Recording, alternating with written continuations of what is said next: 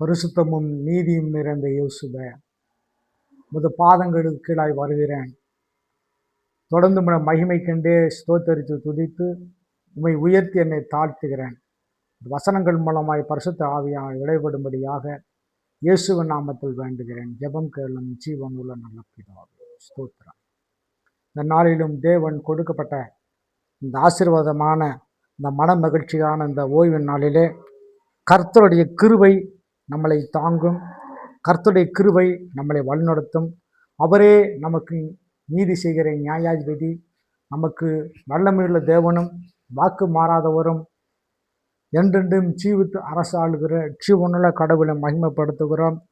இந்த வாரத்திலேயும் தேவன் கொடுக்கப்பட்ட ஆசீர்வாதம் வார்த்தை, கடவுள் கொடுக்கப்பட்ட ஜீவ வார்த்தை, இந்த வார்த்தையின் தியான பொருளை தியானித்து ஆண்டவருடைய நாமத்திலே வெளிப்படுத்துவதற்கு ஆவியானவர் என்னோடு இடைபடுகிறார் என்று சொல்லி விசுவாசிக்கின்றேன்.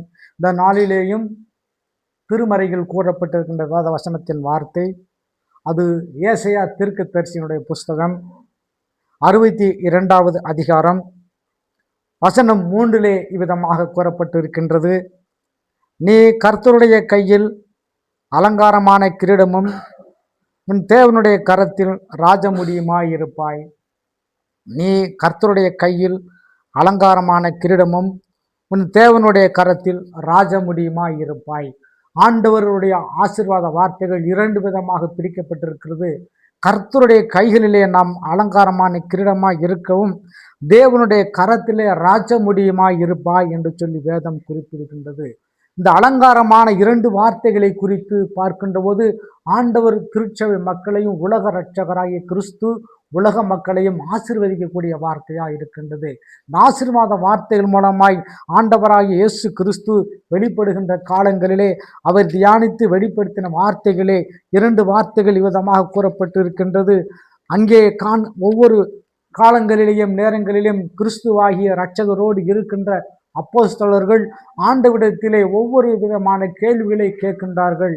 அந்த கேள்விக்கு கிறிஸ்துவானவர் பதிலை சொல்லிய பின்பும் அவருடைய வார்த்தைகள் மூலமாய் ஊமைகளாக அநேக வார்த்தைகளை இருதயத்திலிருந்து வெளிப்படுத்தி ஆண்டவருடைய சந்தேகத்தை போக்கிக் கொண்டிருக்கிறார்.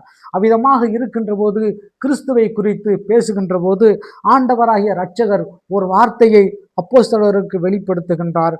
அது யோவான் எழுதிய சுவிசேஷகம் 6வது அதிகாரம் 35வது வசனத்திலே, இயேசு அவர்களை நோக்கி, ஜீவ அப்பம் நானே, என்னிடத்தில் வருகிறவன் ஒரு காலும் பசையடையான், என்னிடத்தில் விசுவாசமாய் இருக்கிறவன் ஒரு காலும் தாகமடையான்.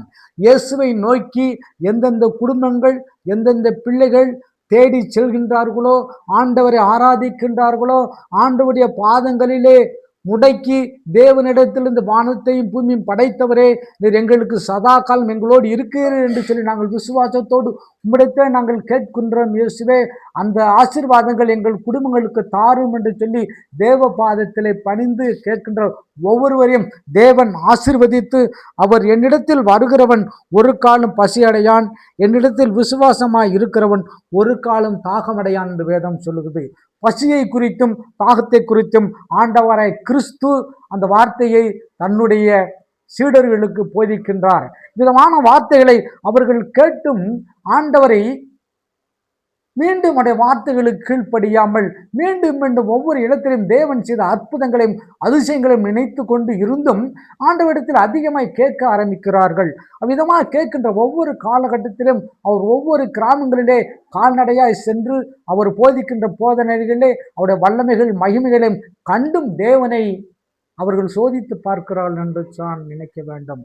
ஆண்டவராய் இயேசு கிறிஸ்து உள்ளத்தை ஆராய்ந்து பார்க்கிறவராய் இருக்கிறார். அவர் உலக இரட்சகராய் இருக்கிறார். நம்மளை கைவிடாத நேசராய், நம்மளை பாதுகாக்கிற ஆண்டவராய், பரிசுத்தராய் இருக்கிற தேவனை நோக்கி நீங்கள் நானும் ஆராதிக்கின்ற போது, செபிக்கின்ற போது, நம்மை கைவிடாத நேசராய், நம்மளை ஆசீர்வதிக்கிற கிறிஸ்துவாய், நம்மளை பாதுகாக்கிற இரட்சகராய் ஆண்டவர் ஜீவ அப்பம் நானே என்று சொன்னார். என்னிடத்தில் வருகிறவன் ஒரு காலம் பசியடையான், என்னிடத்தில் விசுவாசமாய் இருக்கிறவன் ஒரு காலம் தாகமடையான். பசியையும் தாகத்தையும் நீக்குகின்ற ஆண்டவர், குடும்பங்களை எடுப்பித்து கட்டுகிற ஆண்டவர், சமாதானத்தின் வழிகளை நடத்துகின்ற ஆண்டவர், வருஷத்தை நன்மையால் முடிசூட்டுகிற ஆண்டவர், நம்முடைய பாதையெல்லாம் நெய்யாய் பொழியும் என்று சொல்லி ஆசீர்வாத வார்த்தைகள் கொடுக்கிற தேவனே கர்த்தரை நீங்களும் ஆராதிக்கின்ற போது அவர் நம்மளை கைவிடாத நேசராய் நம்மளை பாதுகாக்கிற ஆண்டவராய் இருக்கிறார். மீண்டுமாக பரிசுத்த யோவான் 6ஆம் அதிகாரம் 63 வசனங்கள் விதமாக ஆண்டவராய் கிறிஸ்து சொல்கிறார், ஆவியே உயிர்ப்பிக்கிறது, மாமிசமானது ஒன்றுக்கும் உதவாது.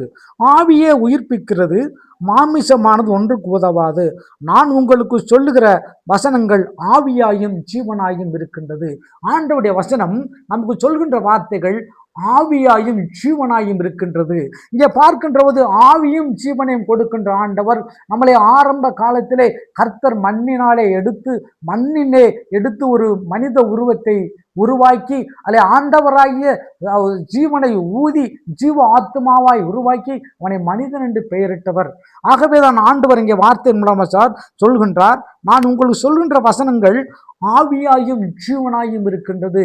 இந்த வசனத்தின் மூலமாய் ஆவியும் ஜீவனையும் கொடுக்கின்ற ஆண்டவராகிய இயேசுவை ஏற்றுக்கொண்டு அவரை நாம் தொடர்ந்து செபித்து துதித்து உடைய நாமத்தை மையப்படுத்துகின்ற போது, ஜீவ அப்பம் நானே, என்னிடத்தில் வருகிறவன் ஒரு காலம் பசியடையான், என்னிடத்தில் விசுவாசமாய் இருக்கிறவன் ஒரு காலம் தாகமடையான் என்று ஆண்டவர் சொல்கிறார். இந்த நாளிலும் தேவ வசனங்கள் தேவ வார்த்தைகளை ஆண்டவருடைய வார்த்தைகளை அடியேன் வாயின் மூலமாய் வெளிப்படுத்தின கிருபைக்காக அவரை ஸ்தோத்தரித்து இந்த வசனங்கள் மூலமாய் கேட்கின்ற ஒவ்வொருவரையும் தேவன் புதிய எலும்புகளையும் புதிய சரீரத்தின் தேவன் உருவாக்குவார்.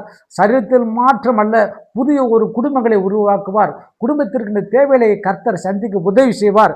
ஏசாயா தீர்க்கதரிசி சொன்னது போல 62வது வசனத்திலே 3வது வார்த்தை விதமாக சொன்னது போல, நீ கர்த்தருடைய கையில் அலங்காரமான கிரீடமும் உன் தேவனுடைய கரத்தில் ராஜமுடியுமாய் இருப்பாய் என்று சொல்லி, இந்த இயேசுவை விசுவாசிக்கின்றவர்கள், கிறிஸ்துவை அங்கீகரிக்கிறவர்கள் ஆசீர்வாதமாய் இருக்க வேண்டும் என்று சொன்னால், ஆண்டவர் சொன்ன வார்த்தையின்படி கர்த்தருடைய கையிலே நீங்கள் அலங்காரமான கிரீடமாய் இருப்பீர்கள். ஆண்டவராய் கிறிஸ்துவுடைய கரத்திலே நீங்களும் நான் ராஜமுடியுமாய் இருப்போம். ராஜமுடியும் அலங்காரமே கிரீடனுமாய் உங்களை தேவன் இந்த வாரத்தில் வைத்திருக்கின்றார், இந்த மாதத்தில் வைத்திருக்கின்றார், இந்த ஆண்டில் வைத்திருக்கின்றார். தேவன் தாமே இந்த வார்த்தைகள் மூலமாய் உங்கள் யாவரையும் தொட்டு சுகத்தையும் பலனையும் கொடுத்து ஆண்டவர் உங்களை உயர்த்துவாராக. நாளிலே கர்த்தருக்கென்று இந்த வேத வசனத்தை விதைக்கிறேன். ஆண்டவரை 1 10 100 ஆசீர்வதித்து பெருகு பண்ணுவார். தேவன் தாமே இந்த வசனத்தை ஆசீர்வதிப்பாராக.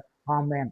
நேற்றும் இன்றும் மாறாத பரம தகப்பனே, பரலோக ராஜாவே, என் பரிகாரியாக உபகாரியே, உம்மை ஸ்தோத்தரிக்கிறேன், உம்மை துதிக்கிறேன். இந்த வசனங்கள் மூலம் யூடியூப்பின் மூலமாய் எங்கெங்கு ஆண்டவனுடைய சத்திய வசனம் செல்கின்றதோ அந்த இடத்துல தேவன் ஒவ்வொருவரையும் தொட்டு நீ பரிசுத்தப்படுத்தி ஒவ்வொரு குடும்பத்தின் பிள்ளையும் ஆசீர்வதித்து சுகத்தை பலன் கொடுத்து சீவனை கொடுத்து பையின் பிரயாசங்கள் ஆசீர்வதித்து குடும்பங்களை எடுப்பித்து கட்டுப்படி செபிக்கிறேன்.